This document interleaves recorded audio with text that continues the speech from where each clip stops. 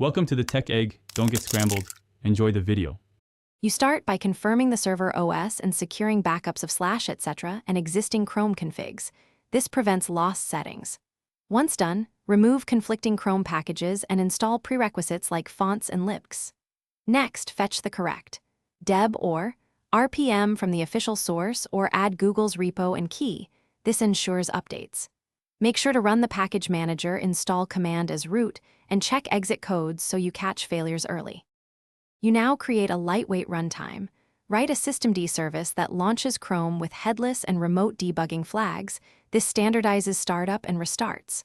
Once the unit file exists, enable and start it, then inspect journoctl for logs to understand crashes. Also, make sure required libraries and fonts are installed so pages render correctly. When a GUI is needed, set up XVFB.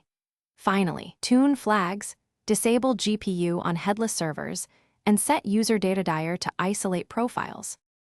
You finish by validating the install. Query Chrome version, curl the remote debugging URL, and run sample headless page captures to confirm rendering.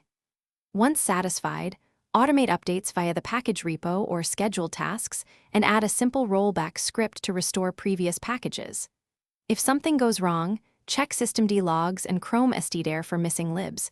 As a troubleshooting tip, avoid running Chrome as root and use no sandbox only temporarily.